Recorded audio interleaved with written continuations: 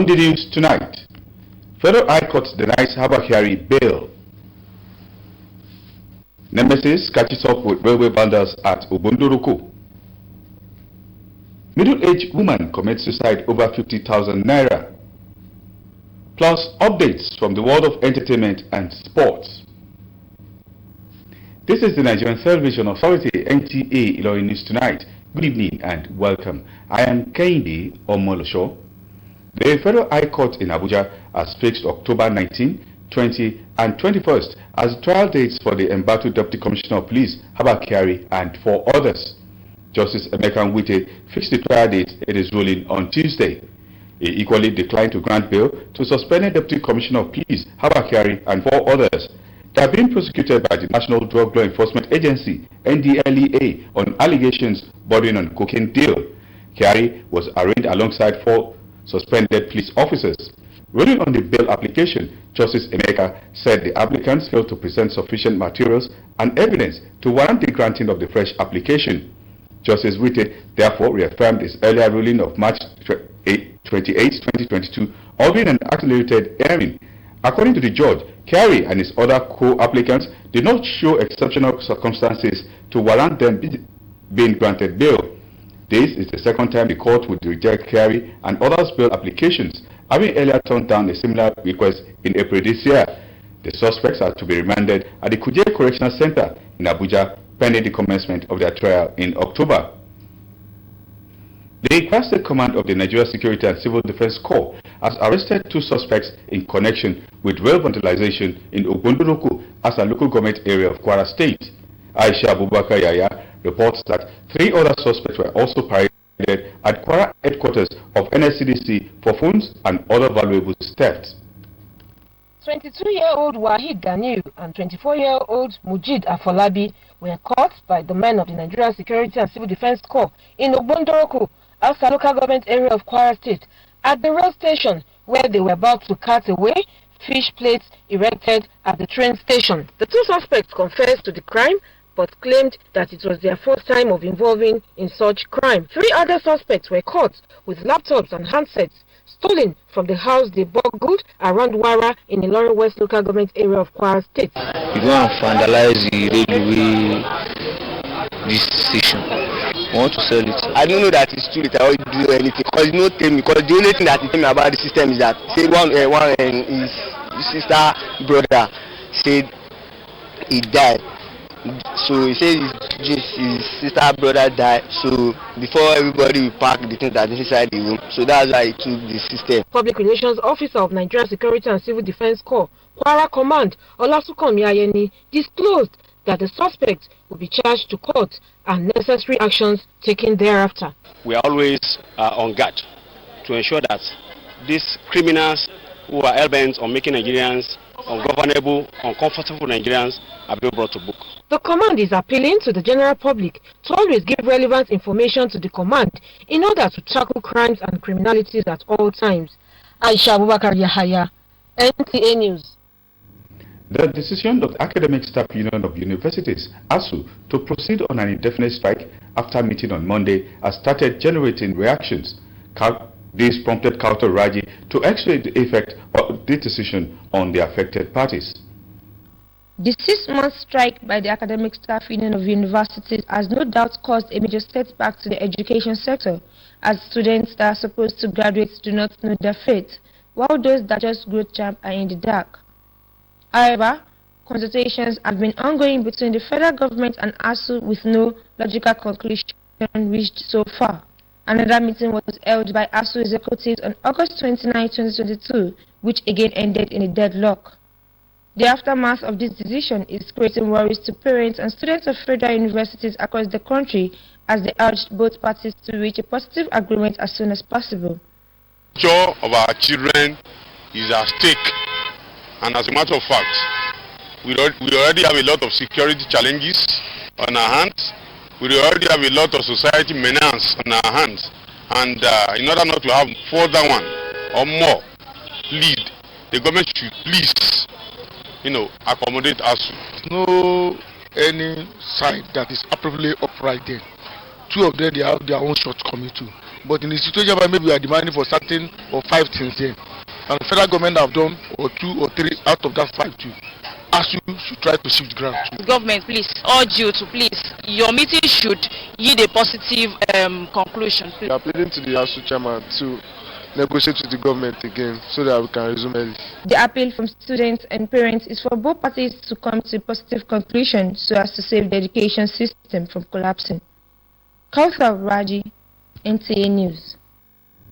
The Central Bank of Nigeria, CBN, in October 2021 launched Nigeria's central bank digital currency, e-Naira, to reduce cash inflow in the country and encourage electronic bank transaction for all.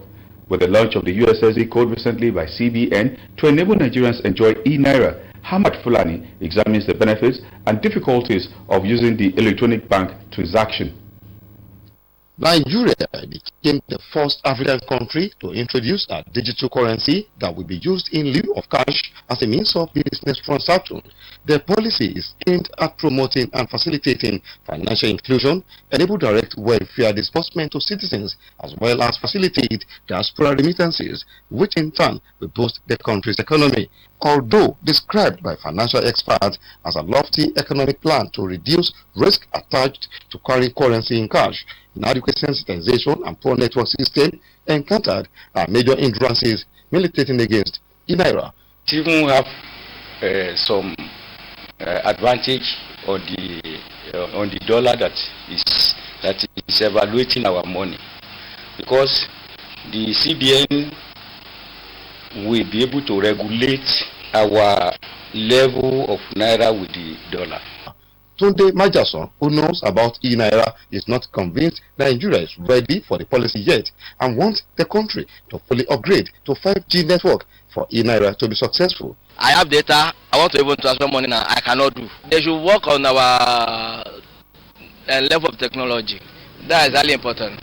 While e-Naira has numerous benefits for the country and its citizens, it may not be within the reach of Nigerians living in rural areas who are not conversant with technology. The rural area cannot be equipped with the level the urban people are equipped with the e-Naira, because the transaction at the local level may not be feasible. It's more easier to track electronic money transfer than giving cash to people. So any money that moves through the payment system, electronic payment system, online payment system, is easy for the regulator to track. Meanwhile, the Central Bank of Nigeria has unveiled the USSD code for the country's digital currency, e-Naira, which is *997#. The code, according to the Apex Bank, will help deepen financial inclusion as all transactions can be accessed through the channel. Ahmed Fulani, NTA News. A middle-aged woman, Aminata Slim, commits suicide over 50,000 naira. These are more reports after this break. Stay tuned.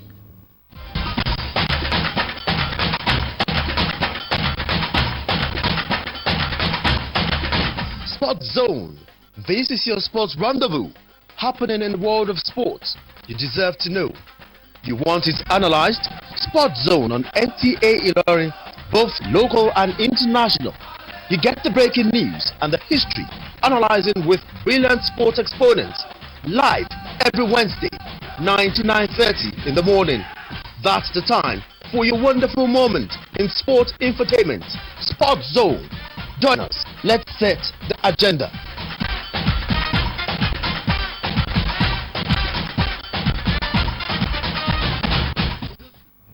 Welcome back. A lifeless body of a middle-aged woman identified as Aminata Slim has been recovered from Amule River in Ilorin. The lifeless body of the deceased was recovered from the river by residents in the area.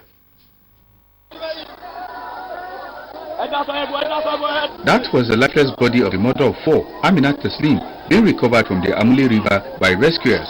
Residents of Akiribiata were thrown into mourning when Aminata Slim, a mother of 4, jumped into this river.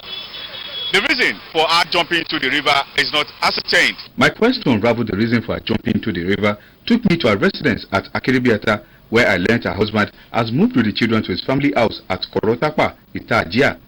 I met 3 of her children, and the motive which could have led to her committing suicide was attributed to her inability to refund a 50,000 naira loan. She once attempted suicide about a year ago, but her husband stopped her.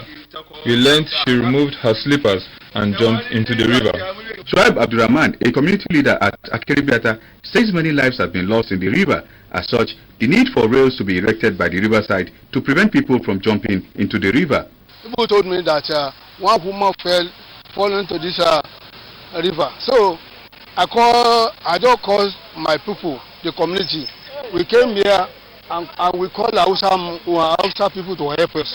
When I wanted the state government to do with this river because of people, so make them carry something, make they can't guide the place. So they don't get chance to enter that place again. Though Amina committed suicide in the Amuli River, she is not the first to lose her life in the river due to lack of barricades. And moving on to entertainment news. African megastar Wizkid has set a new record as his Made in Lagos album becomes the first to be certified gold by the Recording Industry Association of America. Rachel Olait has details of this and more from the world of entertainment. Wizkid's album, titled Made in Lagos, was certified gold by the Recording Industry Association of America after the album sold over 500,000 copies in the United States. In another development, popular Nollywood actress Eniola Badmus via her Instagram page praised top music star Olamide for his work ethics. The actress revealed that he is an hardworking person whom she attributes so much respect to. Meanwhile, veteran music producers Aidi Kabasa, Kenny Ogungbe and Ashagon Gali joined forces to pursue a Nigerian music mission for Afrobeat. They revealed their aim for boosting the Nigerian music industry and molding the next generation of Afrobeat stars. Rachel Olaiton, NTA News. And now sports. Nigerian Super Eagles Team B head coach Salisu Yusuf has expressed confidence in Super Eagles' second leg match against Ghana ahead of the CHAN qualifiers. David Tuta has details.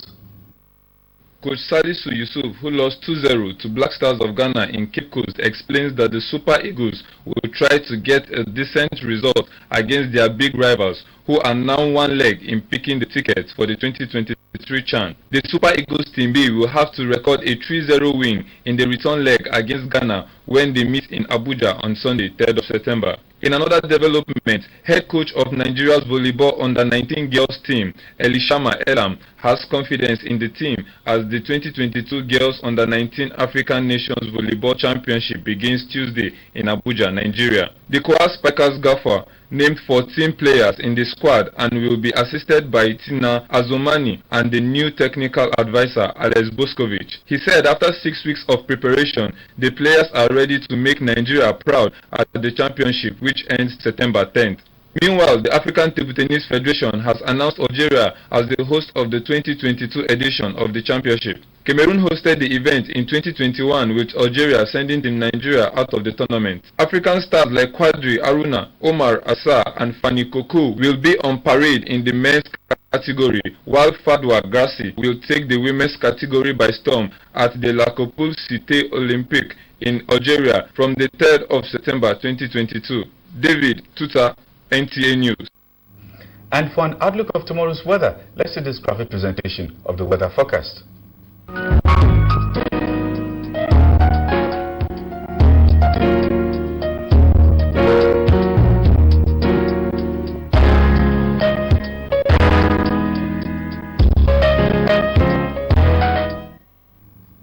That's a package on News Tonight. Do have a wonderful evening.